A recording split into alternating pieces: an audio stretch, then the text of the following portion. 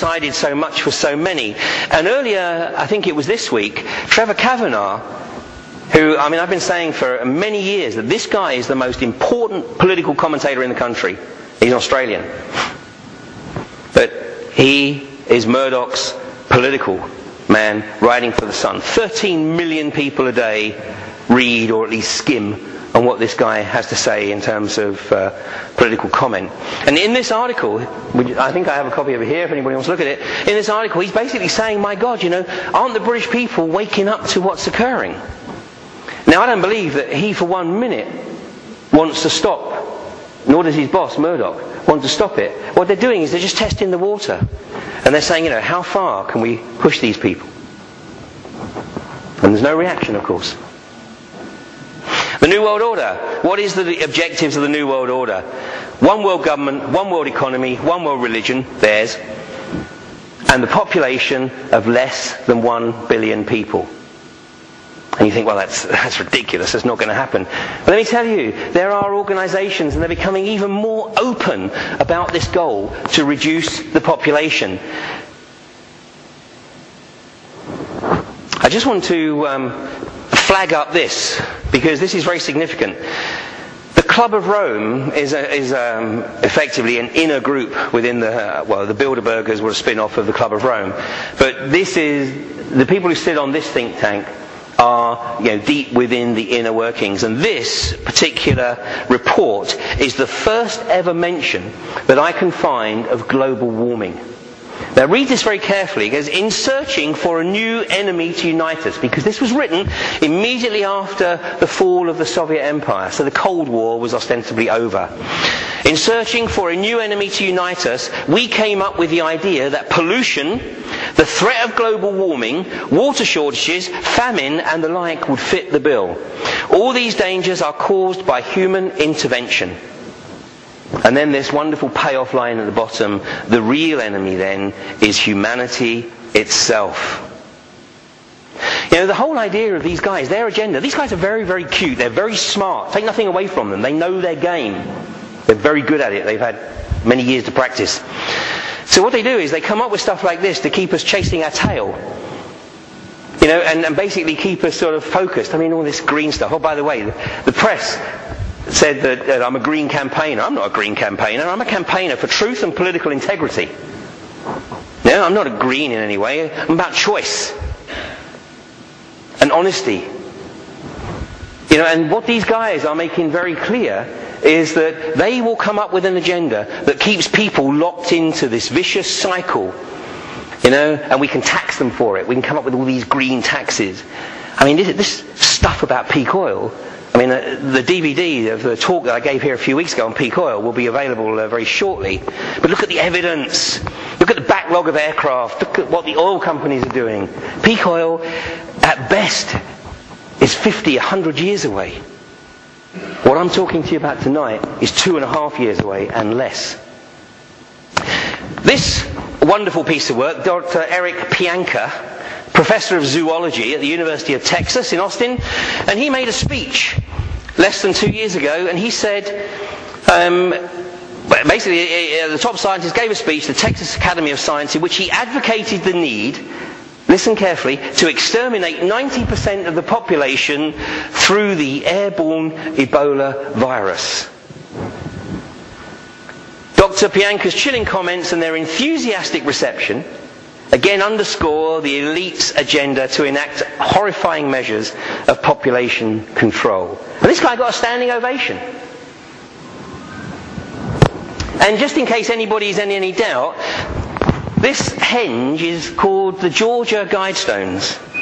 And it manifested mysteriously in 1980. And on it, there's, I think, 12 objectives, and they're carved out in 12 languages. I'm not going to go through all the objectives, but you might be interested in a couple of them, because what the top one says, maintain humanity under 500 million in perpetual balance with nature. Under 500 million. Now, at least Pianka said 1 billion. I mean, these guys are going to 500. I mean, that's the US population is 300 million right now.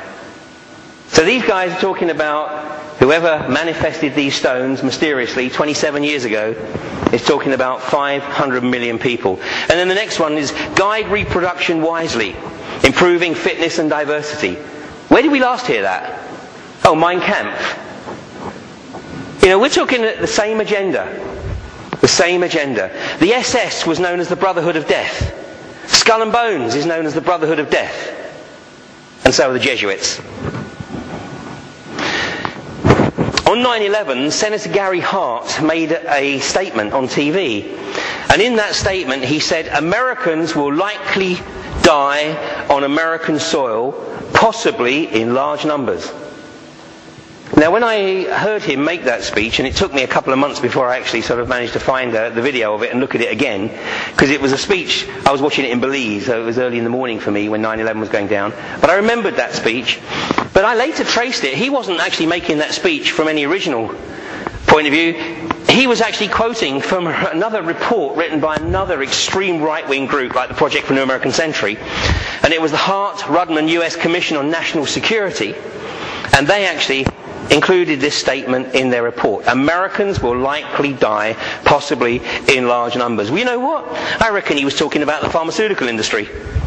Because in the US alone, there are over 106,000 deaths every year, and catch this next bit, from properly prescribed medicines. Taken exactly as directed. From properly prescribed medicines. I mean, I tell you, this has opened up a whole new avenue of research for me. And there's one particular book that I came across. It's called Corporate Crime in the Pharmaceutical Industry. And when I tried to get my hands on it, you know what I was being told was that the pharmaceutical industry, this book was published in 1984, had basically tried to buy up every copy of this book. Well, I eventually managed to get this copy for the princely sum of 58 quid, would you believe? And it's an old library book. So I am extremely grateful for the guy who didn't, or lady who didn't return their library book. I mean, they made out like a bandit because I came along and bought it for 58 quid, questions later. But it's a wonderful book. Corporate Crime in the Pharmaceutical Industry. I mean, wonderful in a perverse sort of way because it gives insights. And you can see that these guys know that this kind of death rate is normal. But they're happy to live with it. And look at this.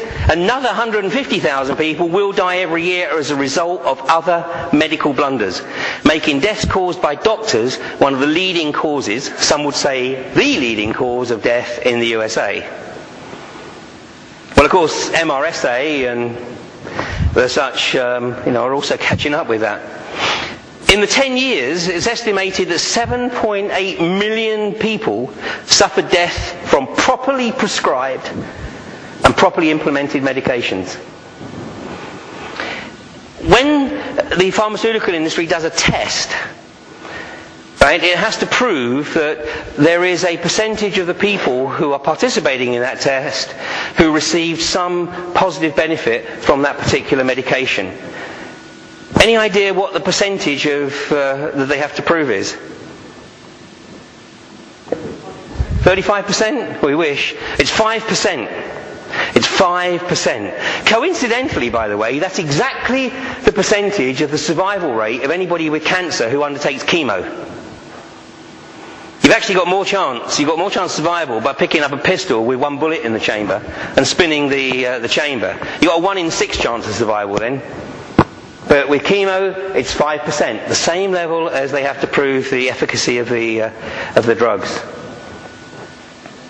So Big Pharma, believe it or not, actually kills more people than the US military. Now, I know that's a tough one to believe, but they do. The Big Pharma, the pharmaceutical industry, and just to put this in perspective, in 2002, the top 10 pharmaceutical companies earned more in profits than the rest of the 490 companies in the Fortune 500 put together. And the reason I'm using 2002 is because that changed in 2003 with the oil industry deciding to get a piece of the action. But this is the magnitude of the profitability.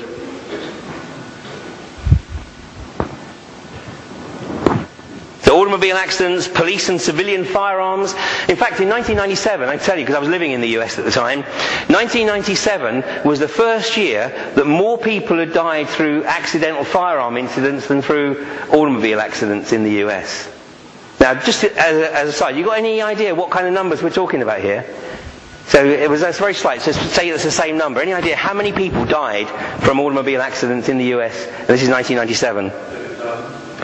Pretty good guess, David. It's 47,000. It was 47,000 from automobile accidents and 47,700 in 1997 from firearm-related incidents. And of course, terrorism. I mean, any idea how many people, forget the military campaigns, but that aside, how many people actually die from terrorism? Once you discount 9/11, once you discount the Madrid bombs on 3/11, the London bombs on 7/7, etc., any idea how many people die from terrorism? None. Big fat zero. And yet we have a war on terror. But, basically, fundamentally, what's killing people is not terror. It's the pharmaceutical industry. And they want more of the action. So why don't we know about it? Well, that's really very simple. The dumbing down process is remarkable. It's very, very successful.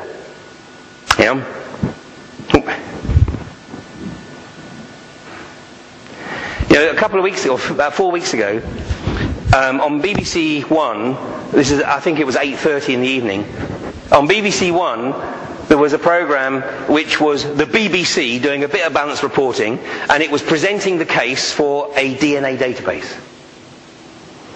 On Channel 4 was Peter Oborne doing an expose of corruption in the EU. On ITV was Coronation Street. Now, which of those programs? Forget it, you know the answer. And people are starting to realize and ask questions, even in the semi-mainstream media, about the impact of food. This dumbing down process, coupled with a dire reduction in food quality, is taking its toll. This is the New Scientist, the all-American high.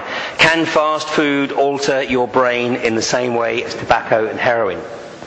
Well, I've got to tell you that it's actually nearly 30 years since my first experience of realizing that food impacts on behavior. And at the time, I was a young training officer with Schlumberger. And we had an apprentice there who, at the time, he was a punk. I mean, he came in, to work every day dressed like a punk, which was not a problem. He was a wonderful character. I mean, I've always worked on the basis that, I want people working in my teams who have, some drive. My basic principle is it is far easier to rein in a bucking bronco than it is to try and kickstart a dead donkey. Well, this guy was a serious bucking bronco. And I didn't want to lose the guy, but, his behaviour was unpredictable to say the least. Anyway, we had a company doctor, and I went to speak to this company doctor, and I sat and listened to him, and he went on for me about 20 minutes saying how he believed that if he could get this guy to change his diet, it would change his behaviour. And I sat there thinking, yeah, right. Anyway, I had a lot of respect for this particular doctor, and I persuaded this young man to come in to see the doctor with his mother. And I told him basically this was his last chance. I mean, if this didn't work out, there was no way the company was going to be able to keep him on the payroll. Anyway, he came in and he agreed to abide by the diet plan that this doctor, this is 1979, that this doctor put in front of him. I kid you not, 6 weeks later I didn't recognise that young man. And he didn't recognise himself either. And this is totally without any medication. It was totally on the basis of whatever that doctor had recommended as change of diet. And that was my first experience. I just logged it. It was at the time it was no more than that. I just logged it. But I recognised that there was a link. This was from the Daily Mail just a few days ago. EU ethics experts are expected to call for a ban on clone farming amid concern over animal welfare. But look at this piece here. This is so significant. The US Food and Drug Administration is expected to give approval for the sale of clone animal food without labelling in the next few weeks. This is another part of the Codex. The Food Labelling Committee is the responsibility of the Canadians, very close obviously to the